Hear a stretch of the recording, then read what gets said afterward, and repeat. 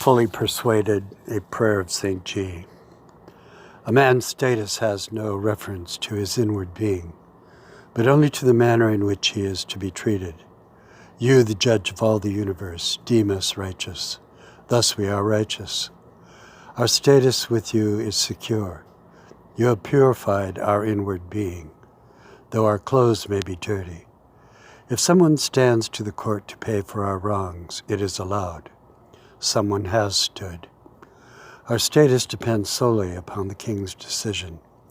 Thou art the king, and this sovereign has the power to assign to a man the status which the king determines.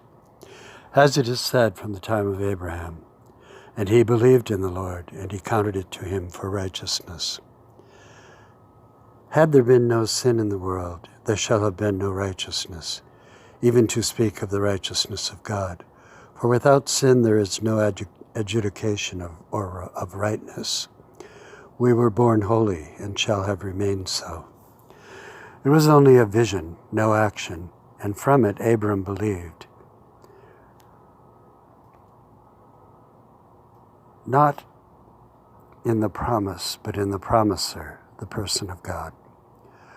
Thus do we place complete reliance in all things upon your person. Our faith has to do with the future, but also with the past. Its object is Christ, the Christ of history, the living Christ, the Christ who will come again. Your righteousness has been put upon us. It is a true and thorough rightness. We are fully persuaded of you. And Abraham was given a time of waiting to declare his faith. This, the promise of a son, greatly delayed. And we in our lives, though saved from the foundation of the world, are given opportunity to realize that we, in actuality, do believe you. This different for every man, woman, or child. Our reward with this believing is such: I am thy shield, thy exceeding great reward, transcending all the limits of time and place, comprehending alike the present and the eternal, the earthly and the heavenly. Faith sprung solely from the seed of promise. From thence we have a right frame of mind toward the God of mercy.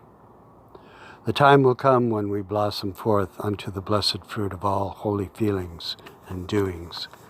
Whether it be a land of promise or a seed or any other blessing, it flows from the Almighty and all-gracious.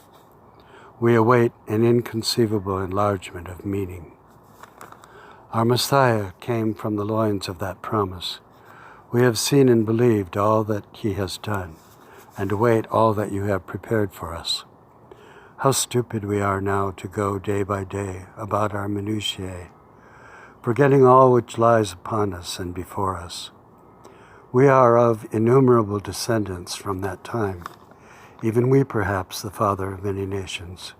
All things are possible to any man, for you stand with us. Jerusalem, founding of peace, possession of peace, of Sabbath, is now ours, and as the heavenly Jerusalem will be more, we may say, Blessed be me of the Most High God, and founder and possessor of heaven and earth, and blessed be God the Most High. From our enemies you have delivered us, the Son of God in defeat of Satan and all his forces. We do not hold fast to holy emotions, nor to our own declaration to be saved.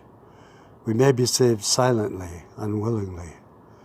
Better that man than he who procures salvation to himself. There is a reality to the guilt which you satisfied.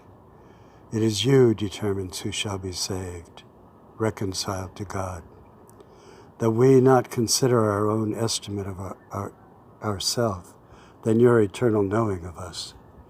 Even if I were king, it is a borrowed, derived sovereignty. You are the source and fountainhead of all authority and of all binding force. Originally, absolutely, and supremely, it is yours. At Gethsemane, Jesus declared, Now you are clean through the word which I have spoken to you. Thus we are.